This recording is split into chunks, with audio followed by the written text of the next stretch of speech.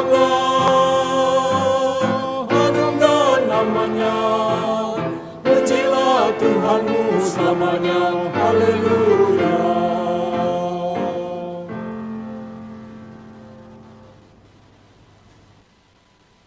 Ibu bapa, saudara yang dikasihi Tuhan, pembacaan kita pada hari ini diambil dari Perjanjian Baru, Kisah Para Rasul, pasal 2, ayat 1 hingga yang ke-13,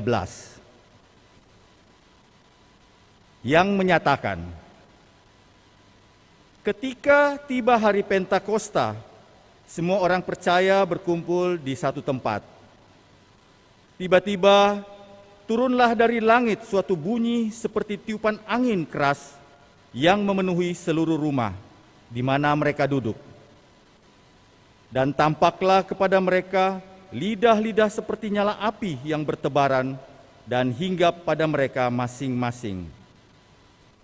Maka penuhlah mereka dengan Roh Kudus. Lalu mereka mulai berkata-kata dalam bahasa-bahasa lain, seperti yang diberikan oleh Roh itu kepada mereka untuk mengatakannya. Waktu itu di Yerusalem diam orang-orang Yahudi yang saleh dari segala bangsa di bawah kolong langit. Ketika turun bunyi itu, berkerumunlah orang banyak. Mereka bingung karena mereka masing-masing mendengar rasul-rasul itu berkata-kata dalam bahasa mereka sendiri. Mereka semua tercengang-cengang dan heran, lalu berkata, bukankah mereka semua yang berkata-kata itu orang Galilea? Bagaimana mungkin kita masing-masing mendengar mereka berkata-kata dalam bahasa kita sendiri, yaitu bahasa yang kita pakai di negeri asal kita? Kita orang Partia, Media, Elam, penduduk Mesopotamia, Yudea, dan Kapadokia, Pontus dan Asia, Frigia dan Pamfilia, Mesir dan daerah-daerah Libya yang berdekatan dengan Kirene, pendatang-pendatang dari Roma, baik orang Yahudi maupun penganut agama Yahudi, orang Kreta dan orang Arab. Kita mendengar mereka berkata-kata dalam bahasa kita sendiri tentang perbuatan-perbuatan yang besar yang dilakukan Allah. Mereka semuanya tercengang-cengang dan sangat termangu-mangu sambil berkata seorang kepada yang lain, apakah artinya ini? Tetapi orang lain menyindir, mereka sedang mabuk oleh anggur manis. Demikianlah pembacaan Alkitab. Hendaklah firman Tuhan dengan segala kekayaannya menetap di dalam hatimu, dan ucaplah syukur kepada Allah.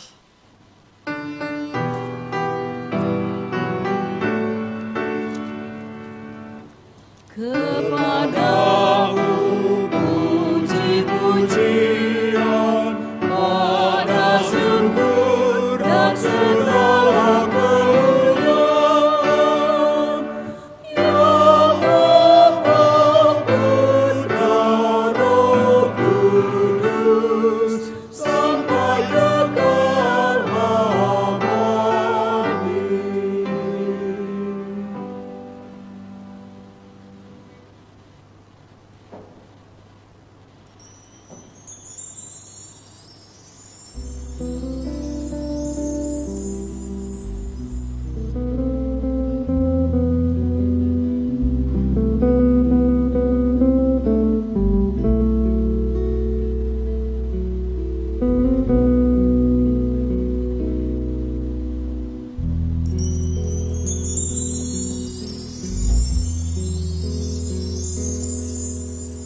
Jangan gelisah,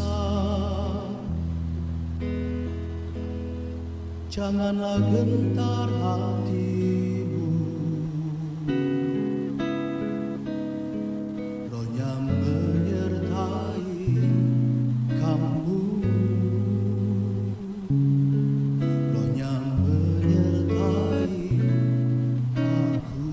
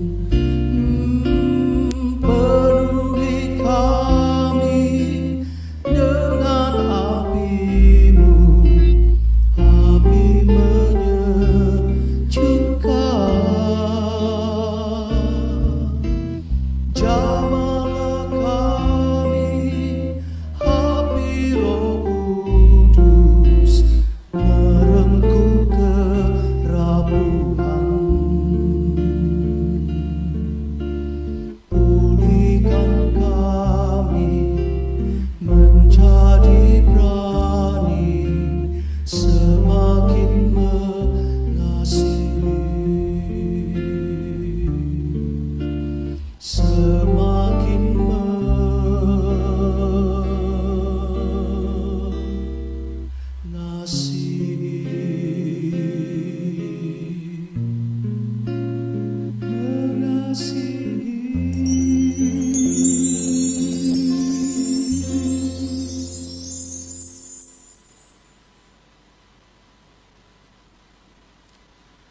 Jadi yang pertama adalah, saya tidak mau putar-putar lagi, reflektif, firman sabda hari Pentakosta yang sangat spesial, karena kita jalani, kita maknai, bahkan kita syukuri dan kita lakukan masih di tengah-tengah pandemi ini. Masih di tengah-tengah perjuangan pergumulan kita. Masih di tengah-tengah tahun 2021 ini. Yang pertama, api Roh Kudus. Api, Pak Pendeta. Iya. Itu bukan kata saya loh. Benar? Itu firman tadi yang dikatakan. Coba buka lagi dan aplikasi Bible Anda di rumah, di tempat Anda masing-masing, ayat 3. Buka sekarang, mari kita buka. Dan tampaklah kepada mereka, coba lihat di sana, lidah seperti apa Bapak Ibu Saudara? Nyala api, betul, seperti nyala api. PPT boleh ditampilkan ayatnya, ya. Seperti nyala api yang bertebaran dan hinggap pada mereka masing-masing. Oh, kisah ini sudah sejak sekolah minggu tentu. Oh, kisah ini sudah sejak dulu kita tahu dan terus kita ulangi. Tapi izinkan saya, boleh kita maknai ulang dengan gambar yang satu ini. Bisa dikasih lihat gambarnya. Ini mungkin bisa membantu kita bagaimana lidah nyala api, ya kalau dikatakan di sana, seperti nyala api bertebaran. Bisa kasih lihat gambar berikutnya. Ini sangat kuat sekali. Mungkin Anda sudah pernah lihat. Tapi lihat di sana. Minimal ada dua pemaknaan reflektif, bukan? Lidah seperti nyala api itu, yang pertama memaknai bahwa ada panas sukacita. Bukan panas yang membakar. Ya, tetapi ada power. Ada kebahagiaan karena dilingkupi oleh kehangatan. Ada penyertaan yang gak pernah berhenti. Lihat wajah mereka yang kemudian juga seperti takjub, murid-murid dan semua yang hadir di sana. Dan saya berdoa Anda yang di rumah juga mulai lebih lagi menikmati sabda ini dengan kuat dan merasakan, oh iya ya, Tuhan tidak pernah melupakan aku. Tuhan tidak pernah meninggalkan kami sekeluarga. Tuhan tidak pernah membiarkan aku. Yang kedua adalah selain ada kekuatan power itu, api, lidah seperti nyala api, itu juga menggambarkan bagaimana Tuhan selalu mencintai, mengasihi. Tadi saya sudah katakan bukan api yang membakar. Oh, tidak ada yang hangus. Oh, tidak ada yang sampai gosong kepalanya, kan? Tidak ada. Semuanya menyembah dengan penuh takjub kepada keilahian. Di sana berarti ada api yang menyejukkan. Api yang memberi damai. Nah, untuk bagian ini saya mau kita betul-betul lebih dalam lagi. Ya, saudara-saudara. Jangan pernah lagi mengira bahwa demikian banyaknya panas kehidupan itu Allah membiarkan Anda dan saya, terlebih di konteks pandemi sekarang, di mana ketika banyak orang yang masuk pada dirinya sendiri. Saya juga agak heran, pandemi sudah setahun lebih, tapi kita kayaknya masih kebal, ya, masih kebas minimal, kebas dan kebal. Untuk apa Pak Pendeta? Untuk lebih care, peduli sama orang lain. untuk lebih sayang sama tetangga. Kita tergoda untuk terus mementingkan egoisme kita. Bukan hanya sekedar egois loh, bukan sekedar egoistis saja, tetapi sudah masuk menjadi kayak seperti paham, isme, egoisme kita. Enggak Pak Pendeta, saya peduli, saya berbagi, saya perhatikan orang lain, saya doakan orang lain. Itu baik sekali. Tetapi tema hari ini itu sebetulnya ingin mengatakan api Roh Kudus itu menyejukkan. Saya mau kita cek and recheck bagaimana dan isi chatting WA kita. Betul? Itu dia. Ya kan? Jangan-jangan kita sering menjudge orang, meneruskan berita, komunikasi kebencian. Padahal kita sendiri seringkali sadar tidak sadar mungkin juga meneruskan itu. Israel dan Hamas sudah gencatan senjata. 11 hari. Benar? 11 hari. Pum pam pum pam pum pam pum. Gedung yang kecil, rumah, sampai gedung yang sangat tinggi hancur, rubuh. Banyak nyawa yang meninggal. Korban berjatuhan percuma. Kalau mereka saja bisa ada gencatan senjata, kok kita enggak gitu loh. Saya enggak sampai perang gitu kok Pak Lusindo. Iya, Anda mengerti maksud saya, betul? Tapi masih ada bara kebencian. Coba cek and recheck lagi. Api Roh Kudus, lidah-lidah seperti api Roh Kudus, itu bukan melegalkan kemarahanmu, bukan mengizinkan kesombongan kita untuk ngebully orang lain. Api Roh Kudus, lidah-lidah seperti api Roh Kudus, itu maksudnya secara tafsiran biblika adalah justru mari bawa yang menyejukkan. Mari gencatan senjata, bahkan tidak hanya sekedar sementara, tapi terus menerus membawa damai, membawa kesukaan, kasih kelegaan. Udahlah, kita mau masuk bulan Juni kan? Sebentar lagi kita mau betul-betul pertengahan 2021. Hari ini, Pentakosta hari ini harus menjadi momentum Tuhan, Roh Kudus. Masuki tengah tahun, aku mau bawa yang menyejukkan. Dan juga harus setia. Karena api itu, ini berikutnya.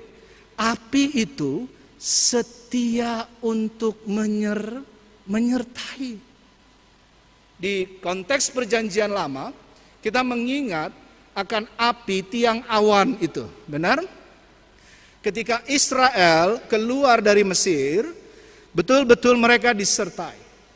Tiang awan ketika pagi siang hari.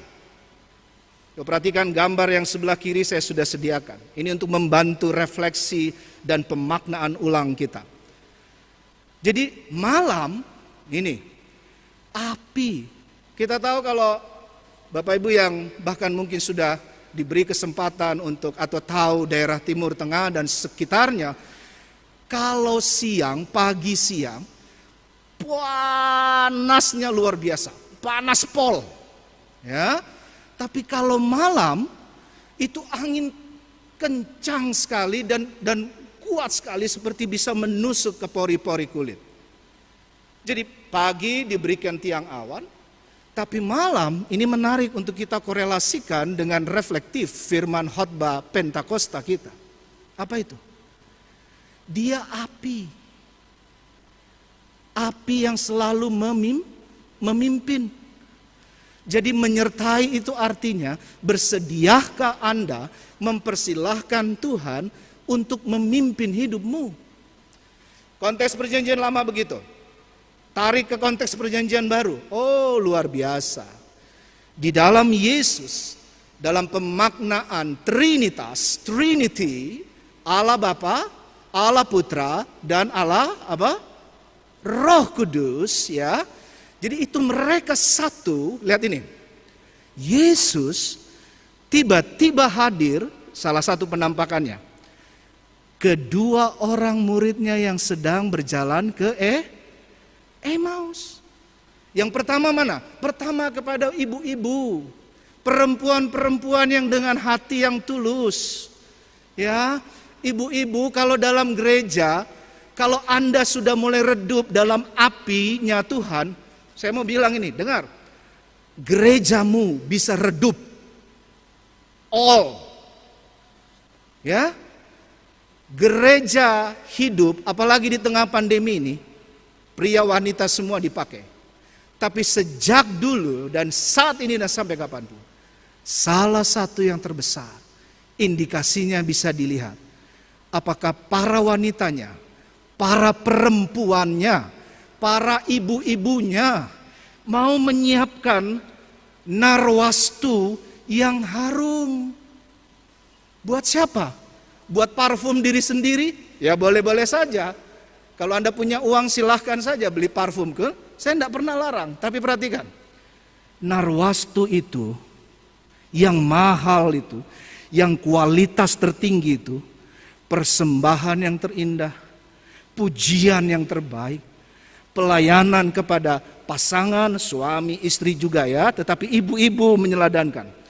Anak-anak kita, kakak adik, jemaat, teman, sahabat, bahkan mereka yang terpapar. Sekarang banyak sekali yang membutuhkan perhatian. Ya, tiap hari kalau kita mau jeli, suara ambulans itu berseliweran dekat kita. Dekat dengan kita suara ambulans. Betul Bapak Ibu? Ya. Di situ Anda harus kasih narwastu yang harum. Doakan Tuhan sembuhkan yang ada terbaring di dalam pengantaran ambulans itu. Tuhan, tolong berkati keluarga mereka, beri kekuatan.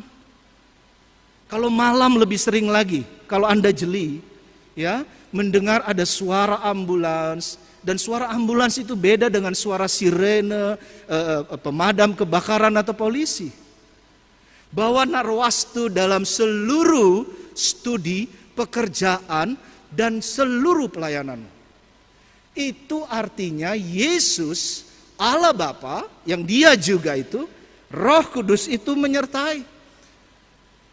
Murid-murid, 2 murid yang berjalan Emmaus tidak sadar.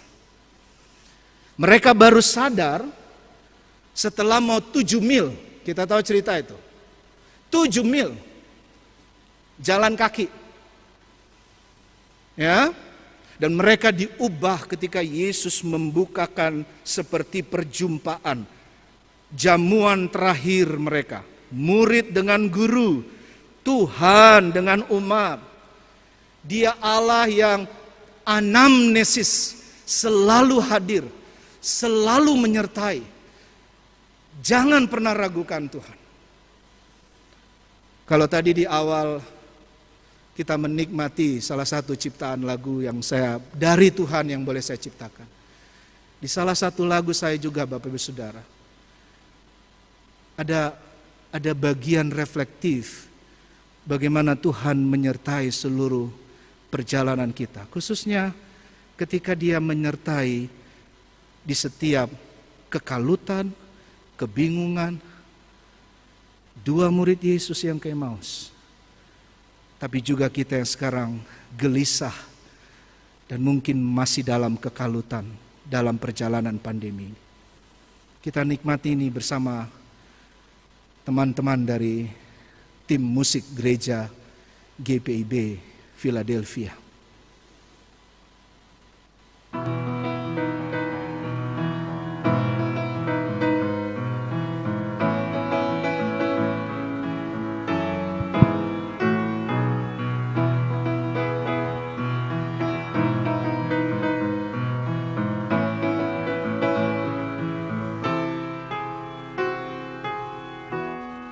Betapa hatimu, betapa hatiku, hati kita berkobar-kobar Betapa hatimu, betapa hatiku, hati kita berkobar-kobar saat Tuhan menyertai di semua perjalanan, saat Tuhan mencerahkan bahwa Dia selalu dekat.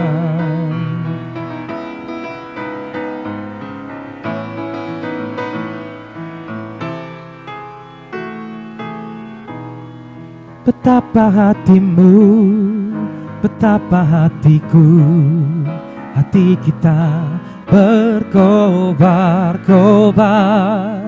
Betapa hatimu, betapa hatiku, hati kita berkobar-kobar saat Tuhan menyertai di semua perjalanan, saat Tuhan mencerahkan bahwa Dia selalu dekat.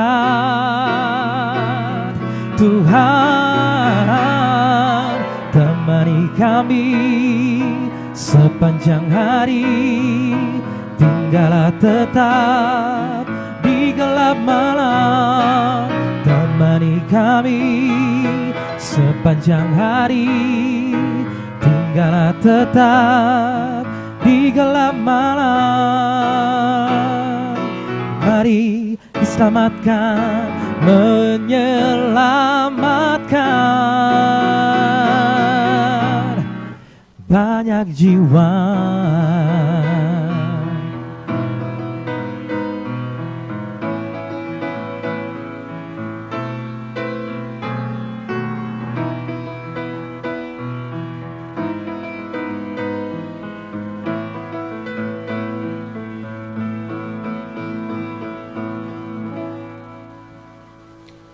Coba perhatikan tadi, ya, teman-teman dari tim musik, thank you so much, ya, keren abis. Bapak Ibu, coba lihat teks tadi, ada kata temani kami apa? Sepanjang hari. Jadi roh Allah itu bukan roh yang berhenti di 1-2 titik momen, fenomena, peristiwa atau durasi. Dia terus ada. Bahkan Dia memberkati, menjaga, menyelamatkanmu dan saya dan kita ketika kita tertidur, bukan? Dan ayo semuanya dicurahkan, tangisanmu, keluhanmu, tapi juga tadi dikatakan berkobar-kobar. Ini kalimat 2 murid Yesus tadi, bukan? Waktu Yesus membukakan mata hati mereka dengan jamuan itu seperti membagikan roti dan anggur itu, tiba-tiba Yesus hilang. Ini menandaskan bahwa Dia juga roh itu. Tapi kemudian 2 murid itu, dan saya rindu di keluarga Anda mulai sore hari ini, memasuki malam, besok kita akan teruskan aktivitas kita. Sama-sama katakan, betapa hati kita berkobar-kobar. Ayo sama-sama katakan, temani kami sepanjang hari, tinggallah tetap di gelap malam. Bisa? Kita nyanyikan bagian itu. Oke? Itu saja. Bareng-bareng. Temani kami sepanjang hari, tinggallah tetap di gelap malam. Temani kami sepanjang hari, tinggallah tetap di gelap malam. Sedikit lagi. Coba kalimat itu saja, itu kalau diulang-ulang, bukan karena ini lagu bagian saya, tetapi lihat, ketika Tuhan kita persilahkan, Roh Kudus ada di dalammu, ada di dalamku, ya, tetapi Dia harus engkau persilahkan. Setiap orang dia harus mempersilahkan Roh Kudus memulihkan dia. Kalau enggak buka pintu dan mengatakan tinggallah tetap di gelap malam. Gelap itu malam, yes, tapi gelap itu pergumulan, perjuangan, tembok tebal tantangan kehidupan kita di tengah pandemi ini dan seluruh hidup kita besok. Saya mau sekali lagi bisa musik gereja. Aduh, thank you ini pemusik ya. Tuhan berkati Philadelphia. punya talenta-talenta luar biasa seperti ini. Jemaat di rumah sama-sama temani kami.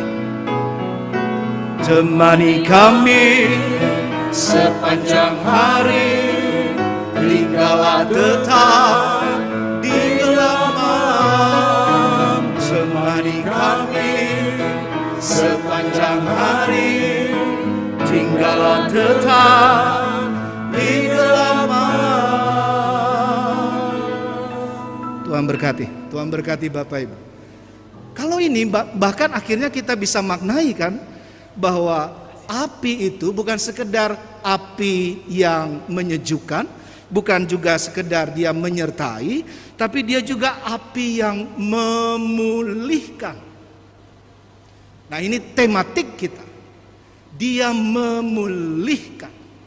Ada yang dibangunkan dan kemudian ditambah. Jadi kalau ada ungkapan itu ya di luar negeri, with me or without me, bersama saya atau tidak bersama saya, sama saya atau tidak bersama saya. Ayo tarik ini refleksinya dengan Roh Kudus. Bersama Roh Kudus atau tidak bersama Roh Kudus.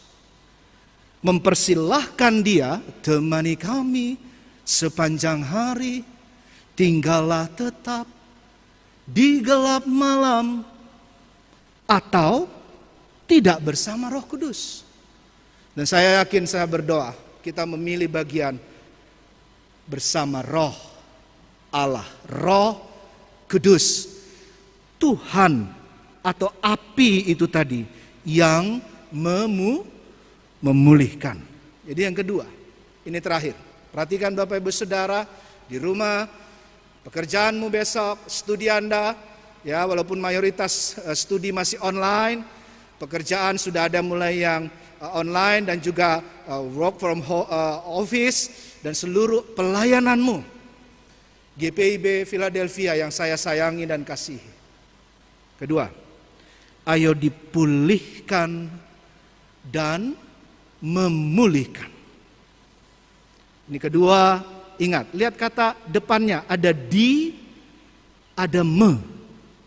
Dipulihkan, memulihkan. Bapak Ibu, teman-teman, semua jemaat, apa sih yang membedakan seseorang itu dewasa atau belum dewasa? Bertumbuh di dalam spiritual iman, pengharapan kasih, atau kayaknya nggak ngalamin pertumbuhan? Itu ujungnya, itu ujung kata yang saya kasih ini, yang poin kedua kita, di dan me. Kalau Anda dan saya, kalau seseorang masih cuman dikasihi, dijagai, disuapi, ditemani, itu konotasinya masih kanak-kanak kan? Dia tidak bertumbuh, tidak ada yang dipulihkan. Tetapi ketika engkau mengasihi, menyuapi, menjagai, menemani, melindungi, itu kan artinya seseorang itu, Anda dan saya di dalamnya, ini kerinduan kita sama-sama bukan? Sudah bertumbuh dan dalam kedewasaan iman dan tingkah laku bukan? Saya berdoa Anda tidak sekedar dipulihkan. Tema hari ini bagus sekali untuk kita akhirnya bawa pulang dan bawa dalam keseharian mulai malam ini dan besok seterusnya. Yuk, bertumbuh seperti gandum yang bertumbuh, berakar kemudian berbuah. Coba lihat lukisan ini. Saya siapkan lukisan ini. Ini saya ambil dari Jewish Federation. Gambarnya luar biasa. Ini lukisan, saya langsung saja menggambarkan gandum-gandum, warna-warni, diberi warna di sana, yang bertumbuh. Bagian awal dari Paskah, ya, dan kemudian juga naik ke sorga, dan kemudian turunnya Roh Kudus, itu dikenal, dirayakan dengan perayaan Shavuot. Shavuot. Sama-sama bilang di tempat Anda masing-masing, semua kita juga Shavuot. Sekali lagi, Shavuot. Ini artinya ketika orang Israel merayakan panen gandum. Dan momen inilah, peristiwa inilah yang diputar ulang, dipakai oleh Tuhan Yesus Kristus, Tuhan dan Juru Selamat kita, untuk menandaskan bahwa Dia menyertai kita. Allah di dalam Tuhan Yesus Kristus mengirim Roh Kudus. Supaya apa? Supaya ada ucapan syukur. Ada panen. Ada kegembiraan. Ada kebahagiaan. Yuk, bilang sama orang di kiri kananmu yang ada di rumah ya, Bapak Ibu yang saya sayangi, saya cintai. Bilang sama anggota keluarga satu dengan lain. Yang di sini juga teman-teman pelayan presbiter yang kami kasihi, semua pemuji Tuhan, pelayan Tuhan. Bilang kiri kananmu, bersyukur, bersyukur. Ayo bilang, bersyukur, bersyukur. Iya. Ayo sama dirimu sendiri bilang, ya, bersyukur. Ayo bilang, bersyukur. Shavuot. Ada banyak berkat yang sudah dan sedang dan terus akan diberikan oleh Tuhan. Kalau saya oleh karenanya, Bapak Ibu dari pengalaman, dan ini pemulihan juga, kalau kami dari perspektif pendeta, perspektif presbiter, kalau dalam ungkapan kita di GPIB, para majelis, khususnya mendampingi dan melayani umat jemaat, kekasih-kekasih hati kita yang terpapar, Bapak Ibu saya menemukan yang sekarang dibutuhkan untuk terjadinya pemulihan, pandemi akibat COVID, tapi juga berimbas ekonomi, stabilitas, bahkan ada beberapa teman-teman dalam yang mengundang saya ibadah ya, di kementerian, di perusahaan-perusahaan swasta. Istilah ini muncul. Mereka bilang apa Bapak Ibu? Mereka bilang gini, Pak Pendeta, tolong kami sabdakan firman Tuhan, karena kami sedang mengalami depresi. Serius ini. Depresi. Toko-toko tutup. Perusahaan-perusahaan broke. Dan tantangan untuk pemulihan sekarang sudah mulai terjadi. Terpuji nama Tuhan. Tapi juga begitu banyak tantangan untuk memulihkan itu. Kalau 3M kita sudah tahu, ya, saya berikan tambah 3S. Saya sudah bilang ini di banyak tempat, tapi izinkan saya bagikan ini dari pengalaman mendampingi, melayani mereka yang terpapar, mendoakan, ya, dan memberikan pelayanan kepada banyak orang di tengah pandemi ini. Kalau 3M tahu ya, Bapak Ibu jangan pernah berhenti, dan ini tanggung jawab etis teologis kami sebagai pendeta. Apa? Memakai masker, betul. M yang kedua, mencuci tangan.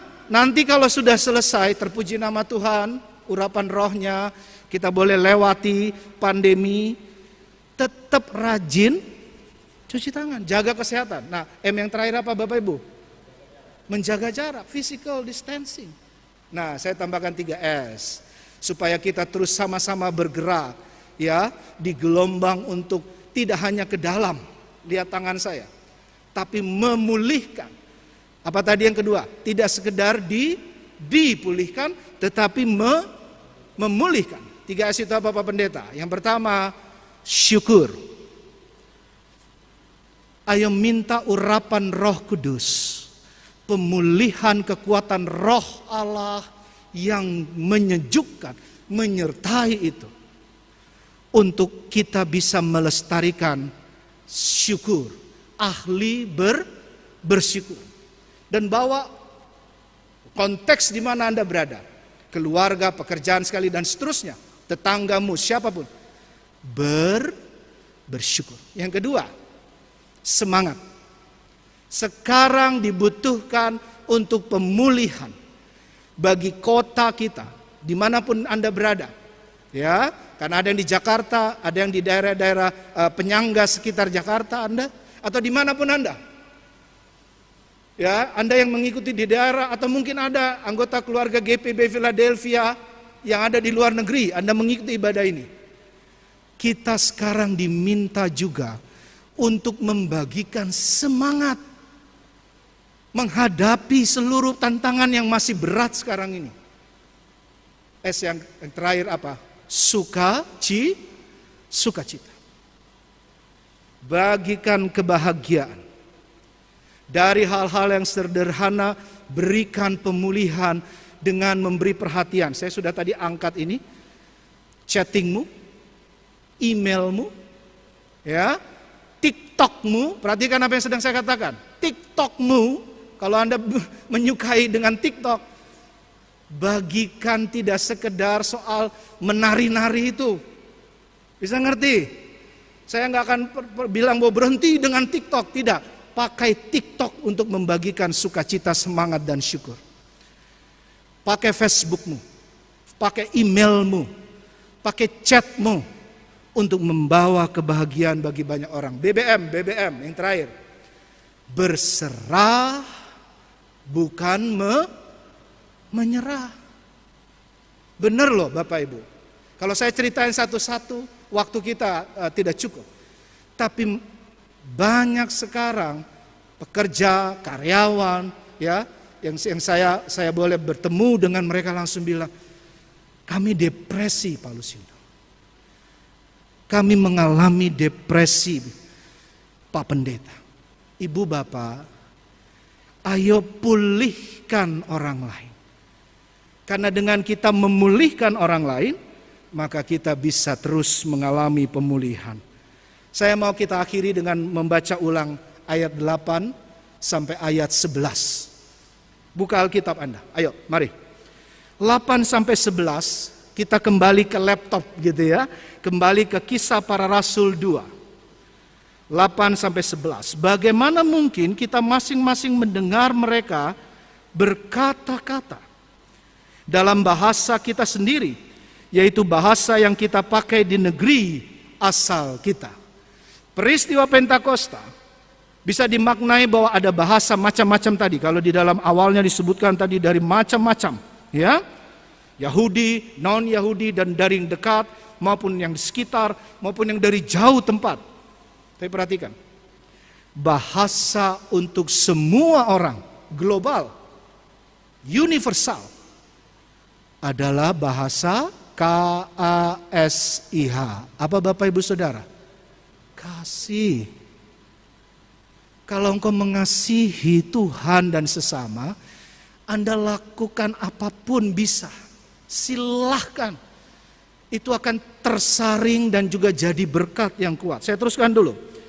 Yaitu bahasa yang kita pakai di negeri asal kita. 9. Kita orang Parsia, Media, Elam, penduduk Mesopotamia. Ini bahkan disebut Bapak Ibu Saudara, mungkin sudah pernah dengar, tapi saya tekankan. Kepada orang-orang yang katanya tidak takut, tidak percaya pada Tuhan. Ketimbang memposisikan dirimu lebih kudus daripada orang-orang yang katanya tidak percaya sama Tuhan, dan mengatakan bahwa mereka kayaknya orang-orang yang tidak layak, lebih baik kita memulihkan mereka dengan kita dipulihkan. Artinya apa? Ayo mengasihi, mendoakan orang-orang yang belum mengenal Tuhan, belum dipulihkan oleh Tuhan. Anda mengerti maksud saya? Ini tantangan terbesar kita. Karena ibadah kita dengan internet, teknologi, kita bekerja dengan teknologi, digital, kita sekolah kuliah dengan digital. Ibadah ini saja bisa ditonton oleh siapapun juga, bukan? Dan akhirnya saya mau berkata, ayo gunakan ini kepada semua, suku, ras apapun, bangsa apapun, bahkan agama apapun. Lihat ini. Mesopotamia, Yudea dan Kapadokia, Pontus dan Asia. Saya teruskan 10. Frigia dan Pamfilia, Mesir yang seringkali digambarkan sebagai pusat kegelapan itu sendiri. Mesir dan daerah-daerah Libya yang berdekatan dengan Kirene, pendatang-pendatang dari Roma yang sekarang sampai hari ini seringkali dalam pelajaran sejarah dianggap sebagai sumber pelajaran akan dan sejarah intelektual, filsafat, kognitif. Tapi lihat, siapapun dan bagaimanapun orangnya. Ayat 11. Baik orang Yahudi maupun penganut agama Yahudi, orang Kreta dan orang Arab. Lihat, perhatikan ini, karena mengena dengan bagian kita sekarang. Kita mendengar mereka berkata-kata dalam bahasa kita sendiri. Jadi orang lain dijamah oleh rohnya Allah. Tapi hati kita, roh kita, pikiran rasional kita dijamah juga oleh roh Allah. Jadi ada strum yang sama yang memulihkan kita, yang melampaui bahkan segala kemanusiaan. Hal-hal yang kuat sekali yang tidak bisa dibatasi oleh waktu, tempat, dan apapun juga. Dan orang-orang Arab kita mendengar mereka berkata-kata dalam bahasa kita sendiri tentang apa di sana? Perbuatan besar yang dilakukan oleh Allah. Jadi begini, ini bagian akhir. Turunnya Roh Kudus itu harus membuat kita makin juga turun. Yuk makin rendah hati. Kalau kita hanya pikir diri kita, kalau hanya kita hidup dengan segala kegelisahan kita, kalau kita hanya terus hidup dengan kepongahan kita, sulit dipulihkan. Apalagi sangat sulit memulihkan. Tetapi siapa yang merendah hati di hadapan Tuhan, di hadapan dan di dalam rohnya, dia akan dipulihkan. Wah, dia akan dipakai talentanya, kemampuannya, ya, segala hal yang ada pada dari dirinya untuk jadi alat dalam proses penyelamatan Allah. Jangan ragu, jangan bimbang. Mengekspresikan iman mulai dari hal-hal yang sederhana. 3S, tambahan dari 3M tadi, jangan lupa. Plus apa terakhir tadi? BBM. Berat, semua berat. Tapi kalau engkau menangis dan hanya larut dalam tangisan, ingatlah ada begitu banyak orang di sekitarmu juga akan demikian runtuh. Menangis harus menjadi pemulihan dari Tuhan. Air matamu kalaupun harus jatuh, biarlah itu menjernihkan hati nuranimu. Saya dan kita berdoa kepada semua anggota keluarga kita yang masih dalam perawatan. Doakan mereka. Yang di Wisma Atlet, yang di hotel, di mana yang khusus untuk pemulihan, di rumah-rumah sakit, atau bahkan yang di rumah. Anda yang dirawat isolasi mandiri, jangan gentar, jangan gelisah. Ya, semua sahabat-sahabatku, saudara-saudaraku, umat Tuhan GPB Philadelphia dan semua Anda, siapapun Anda, jangan pernah gentar untuk terus berjuang. Tuhan pasti menyembuhkanmu. Tuhan pasti memulihkanmu. Dan mari mulai dari hal-hal yang sederhana untuk kita terus mengasihi banyak orang. Selamat untuk terus dipulihkan dan apa tadi Bapak Ibu? Memulihkan. Selamat semakin dipulihkan, selamat semakin memulihkan. Selamat semakin mengasihi dan jadi berkat bagi banyak orang. Selamat Pentakosta. Tuhan Yesus memberkati. Amin.